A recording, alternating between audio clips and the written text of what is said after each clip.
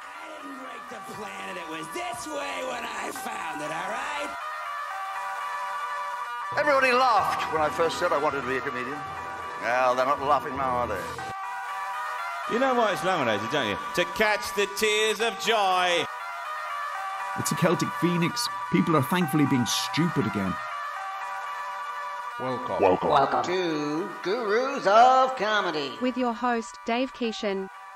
Welcome to Gurus of Comedy. I am your host, Dave Keeshan. Today we have on the line from Melbourne comedy producer, Carrie Hardie.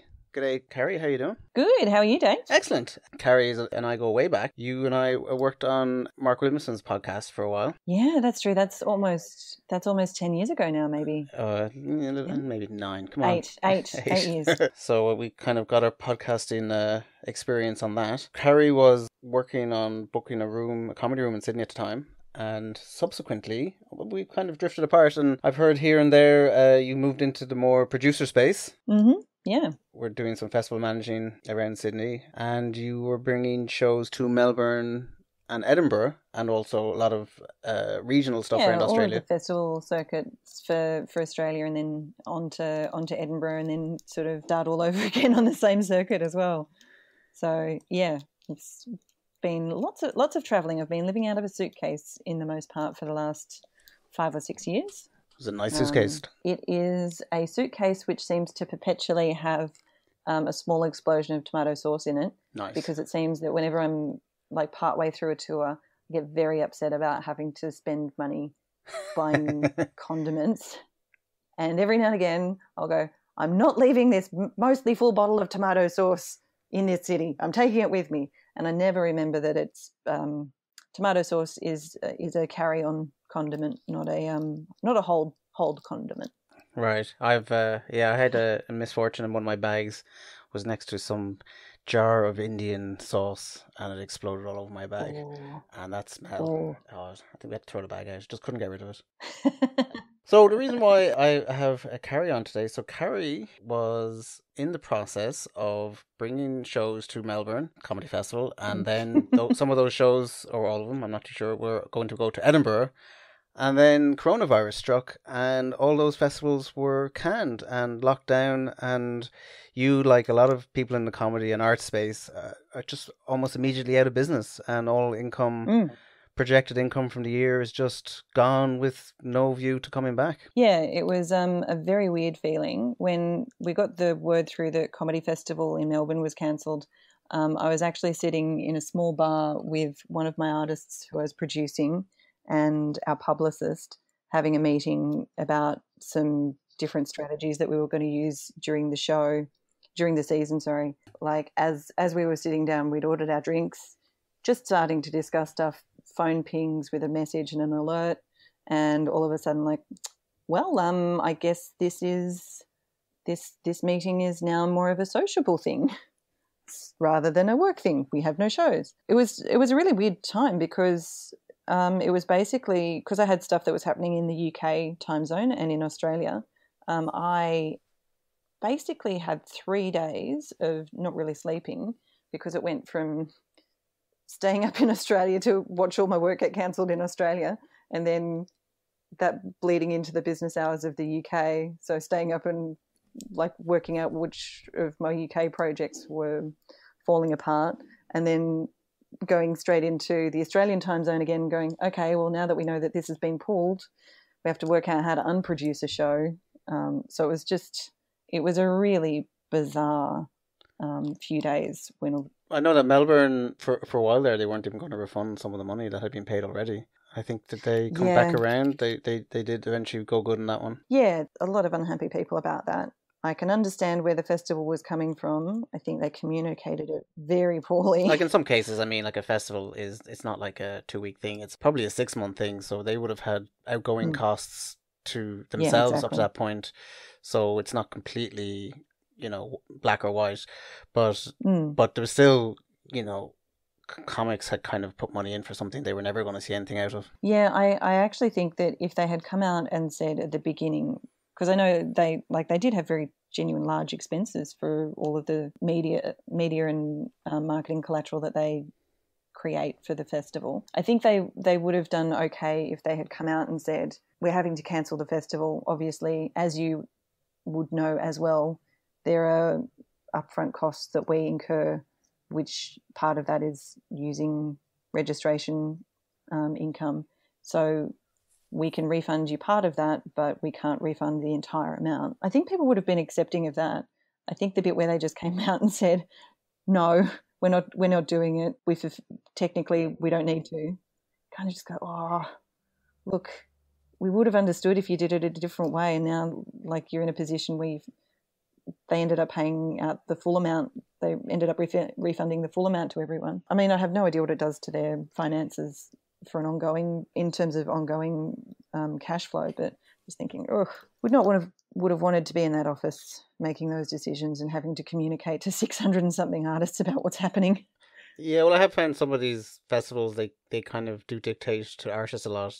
Some of it you're lucky to even be on. It did feel a bit like the initial communication felt a bit like that, but then I think the size and enormity of what this whole crisis, and definitely in the art space, this is a crisis, was really beginning to land. I mean, their long-term prospects of having a show next year or the year after or 10 years from now, I still think it rests on how they treat the artists now, because if artists aren't there next year, they might not have any bottom line to have either. Well, it's going to be interesting to see how the festival landscape plays out next year, because so many places are in just different staggered forms of lockdown, because Melbourne in particular has got a lot of people who come from out of state and internationally.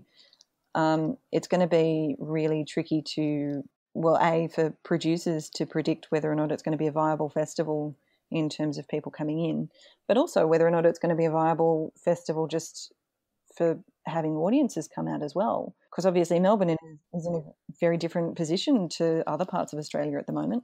Absolutely. For listeners, Melbourne and Victoria is the bad child in Australia at the moment. Yeah, no, I saw that one. It's just the Simpsons. Yeah. Queensland, no. Not this time. Victoria, no. Yeah, exactly. No, for listeners, at this moment in time when we're recording this, Melbourne is the only, the state of Victoria is the only state in Australia that's in a lockdown again, with the other states closing their borders to it. Yeah, we had our highest ever number of new cases yesterday, which was close to 500, which was quite concerning.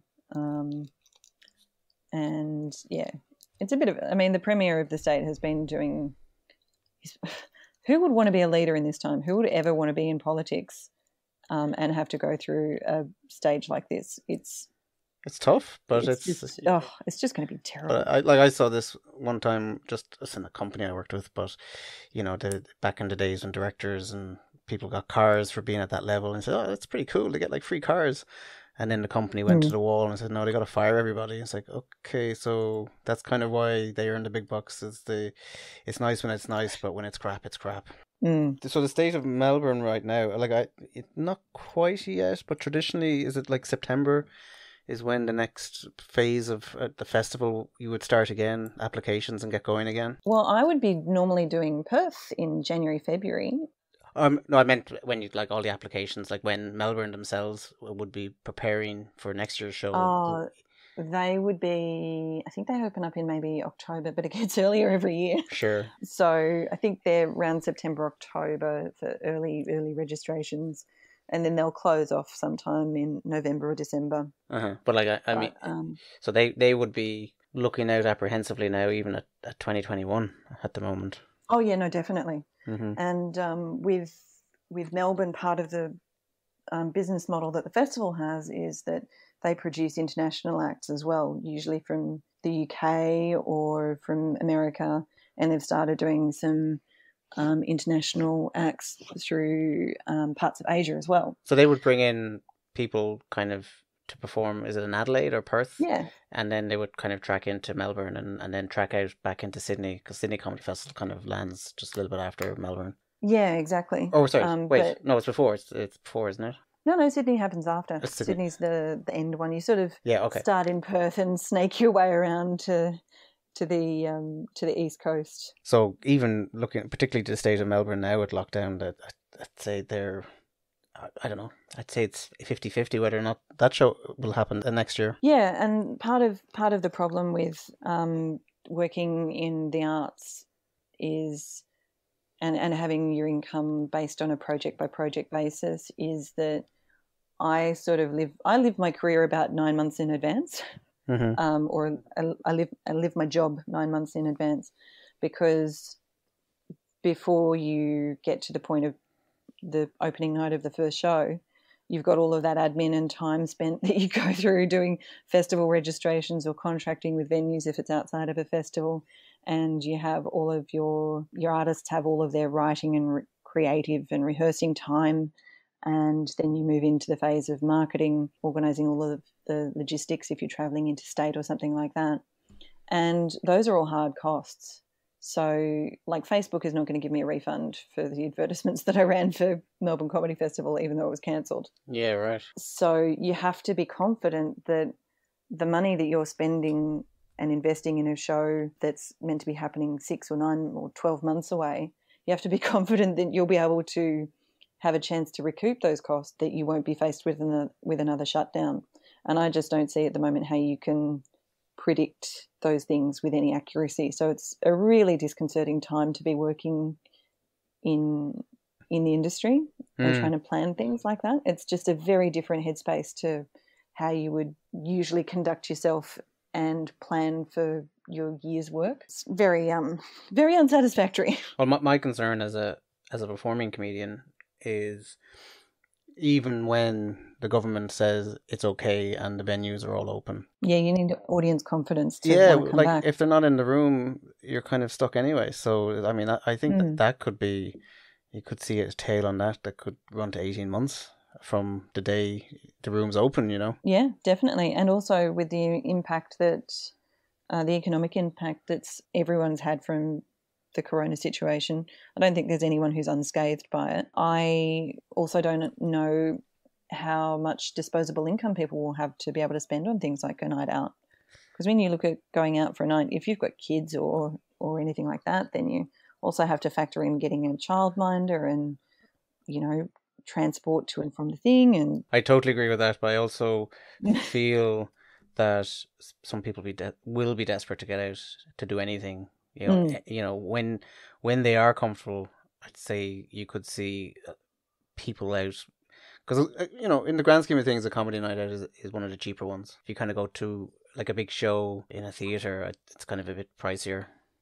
But even if you add on like all the transport costs or parking and dinner and drinks out and stuff like that, I went through and when I was trying to plan what my year would look like and trying to do like a risk profile on shows and audiences and all of that sort of stuff, I went through and I was like, geez, to go out and see a comedy show that costs $30 as a ticket, you're probably looking at between $300 and $500 expenses in Sydney or in Carrie, Melbourne. You're targeting the expensive market. You want to get these millennials who like live close to the venue, you know. That's your demo.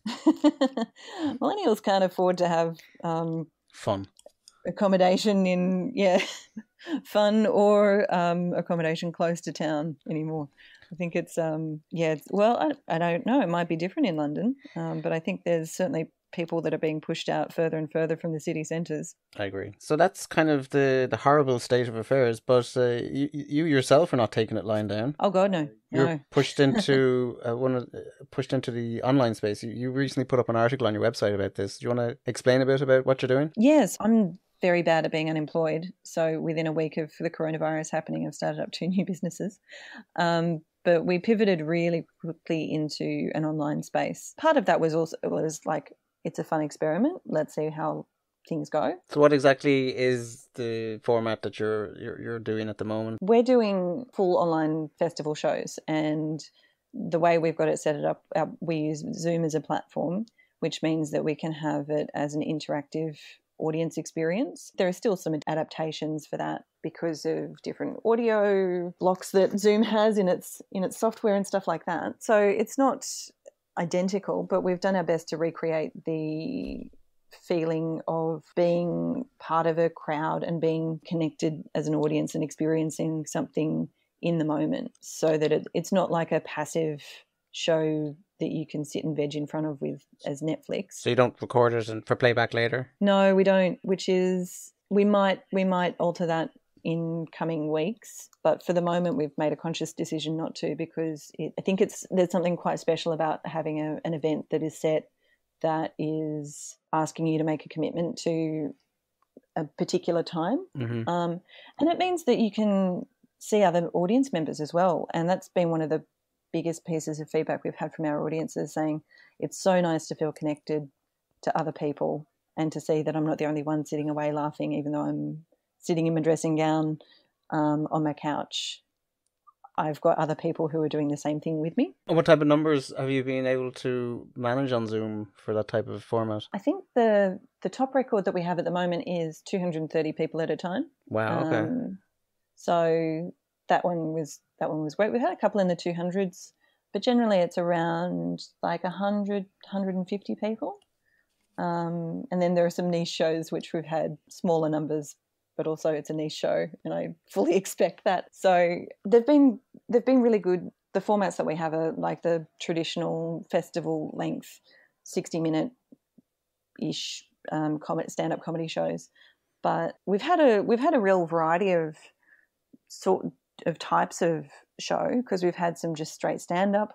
We've had cabaret. We've had a few shows with like interactive PowerPoint stuff happening. We've had a live cooking segment. Okay, so you're not limiting yourself just into the comedy space. It's kind of more online. Oh, it was a comedian cooking. Oh, okay. It was a comedian cooking. So there's a good variety of stuff that's happening, which is fun, and I hope appeals to a broad range of people. And it's really gratifying watching people enjoy a show in live. It's the equivalent of being very unprofessional and standing in the backstage area of a full theatre before a show's about to go on. You kind of peek out and look at all the audience members sitting waiting for the show to start. It's great. Like it's one of my favourite things about live performance, actually. So I think the uptake has been that's some really good numbers, and it's definitely the very interesting model. Like I think some people are experimenting in the space, and I think the experiments are actually, this is definitely how you don't do it. But those type of numbers definitely sound very successful. I know a lot of comics, they're absolute whores for feedback. You know, if they can't get the the laugh, they're just not doing it. So a lot of them are actually, their pivot is probably more into the sketch space and saying, well, I'll just go off and record it separately and just put it up on YouTube and just see how many likes I get. But I just find that a bit strange. Well, I think the other thing that's important for me as well is during lockdown, I'm sure you've seen a lot of people putting up free content. While there's a place for free content, there have been so many people who've jumped into it so quickly. And the big concern that I have about that is that we will come out of lockdown with audiences having been trained to expect free artistic creative content. And it's hard enough to explain to people that, no, you need to pay full price for some things, or you should just pay for things, full stop. Well, there is the kind of like the music industry has been having this problem for years. And I've always believed that the music model of you record a few songs, they might be successful and you live off the royalties forever, is kind of not great either. I still believe music is live. There's something you can never replace with live. You know, you the same people, you could see their video, you can listen to online. I like that music, but to be physically there, to be part of the vibe, the atmosphere, there's nothing quite like it. And yeah, you should pay for it. And yeah, people who are good at it should get paid for it. And I think that's one of the things we had a long think about how to structure our shows and events when we were putting them on. And I mean, of course, for us, we'd lost all of our work, so we were like, we need to earn an income, so this event is ticketed, but also still recognising and being sympathetic to the fact that lots of other people in different industries have also been really badly impacted as well. As much as possible, I don't want lack of finances to be a barrier for people to access quality shows. So we've done our shows where they're ticketed but on a pay what you can model. So there's a certain number of free tickets that are available for people, and we say, like, if you're not in a position to afford a ticket at the moment, fine, like definitely grab a free ticket. That's totally fine. Please tell your friends about it though. That can be your form of payment. And then we've got other tiers of ticket prices, and there's a top one where we say, look, if you can afford it, it would be great if you can purchase one of these, and this will also help subsidise someone who's not able to purchase a ticket. This sounds very similar to what's happening in the Kickstarter space and the Indiegogo. They kind of saying, well, we can't produce this content without you. We need this. If you contribute, we'll make you part of it. And, you know, it's surprising how successful that world has been for some stuff. This thing wouldn't exist if you don't help us, you know. Yeah, and I think that's a really important message to keep going out to audience members, because if you think about it, how would anyone have got through lockdown without, like, Netflix, terrestrial TV, books, music, podcasts, any of those things that are the product of a creative's work? And they do have value. They do require experience and knowledge and training for people to be able to create those things well. And in the same way that you don't expect to go to a cafe and just get a coffee for free, it's nice if it happens, and it's a promotional thing, but you still recognize that as having like a tangible financial worth. So it's one of those difficult balances to make of acknowledging that a lot of people are in a really tough financial situation, and we do want to keep on working. We do want to keep on creating. That's keeping us sane from our side of things as well. But there's still that balance of, yeah, but come on, we also need to earn an income, and we have spent years getting good at what we do, and please recognize that. So it's a really fine balance, and I think people providing a lot of free content can be I think it can be troublesome for the messages that it will send further down the track. Well, I think everybody's stuck. It was a famous video put out. It's actually the same message put out by Armando Iannucci and Patton Oswalt, saying the technology is there. You know, if you're going to comedy clubs waiting to be discovered, don't. It doesn't happen like that anymore. It's like, you know, get it online. You know, the camera in your phone is probably better than a camera you could get 20 years ago. Get it out there, get it out there. And it's what the technology has enabled it, but it's like no different, I think, than even the big name comics. You know, they still have to practice their art, and they don't like their work in progress being put up online. And they said, look, it's not ready. You know, it's not ready. Come back and see it when it's ready, because this isn't worked out yet. And I do, you know, you do kind of see cases of, was it like Chris Rock? I think he had to lock phones away, or Dave Chappelle, because people were recording their, you know, sets in progress and putting them up online. And you know, to be quite honest, I think there's actually an etiquette. We just haven't got a decent etiquette around what you can and can't do, and it's like a free for all, you know. So looking out beyond your current, and congratulations, I hope you have a lot more success with that. But where do you see it's like 2 years from now, you know, post-virus, festivals up and running? Is this a kind of a format you will probably continue on with? Oh, look, I love doing live shows, and I love doing touring stuff, so I will get back to that when it's feasible. But I mean, honestly, I've loved doing all of the online shows. It's so wonderful and interesting to have an audience where, like, we had one show where we had people tuning in from like Texas, and someone else was tuning in from Berlin, and then you've got all of these people like there's someone from Alice Springs, which for people who aren't familiar with Australian geography is like right smack bang in the middle of Australia in the desert. There's no way that you would be able to have all of those people in the same physical room if you were just touring a show. So it opens up new audiences. And the other thing that makes me really passionate about doing shows in this sort of way is it makes shows accessible for people who otherwise would not be able to attend a traditional comedy venue. Mm-hmm. So I'd actually started looking at online, presenting shows online in the weeks before Comedy Festival was cancelled, and while it was still looking all fine and dandy, because for the life of me I couldn't get my shows in venues in Melbourne that were wheelchair accessible. Right. And I mean, that's not the fault of the venues. There are just, accessibility is just atrocious in most places.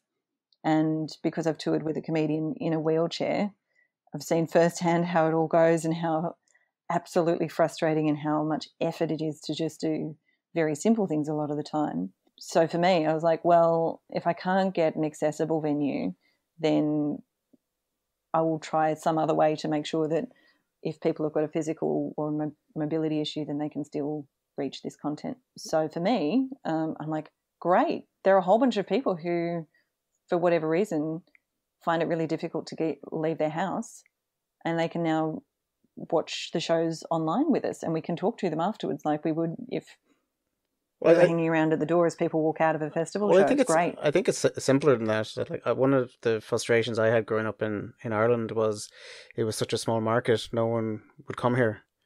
Cirque du Soleil, for example, was always one I pointed to. Cirque du Soleil would never come to Ireland because the market was so small. When we moved to Sydney was considered big enough. You'd kind of have a production like that come to Sydney and you'd get to see it. Now, subsequently, Dublin has improved. The Cirque du Soleil example, they have been here. But it just really brought to my mind when I moved to Sydney that there was artists coming to there constantly, probably because of the Opera House, everyone wants to perform there. That you just couldn't, they just wouldn't come to Ireland, you know. Well, I mean, that is a consideration as well. Like, there are places in Australia that I would love to tour to, because I know there would be a small amount of very enthusiastic audience members, but you can't spend like 10 grand getting a show to a regional centre where you've only got a chance of selling 30% of your tickets.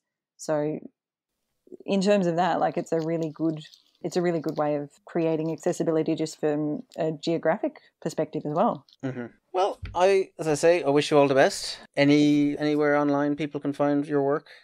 You've set up a website, I believe. They can, the best way is going to their website, which is seriouscomedy.com.au. There is the option of a newsletter, which is mostly fun and not too frequent. And that'll give updates on all of the shows that we've got coming up as well. Serious Comedy's on Facebook as well, but most people, I think, want to interact with the artists on Facebook. So that's a smaller page. But yeah, website, definitely. seriouscomedy.com.au. Cool. I'll throw them into the show notes. And I've been your host, Dave Keeshan. I'm on Twitter as Dave Keeshan. We are on Apple and Spotify, and everybody, if you could give us a review, that would be great. And we'll be back with you again soon. Goodbye.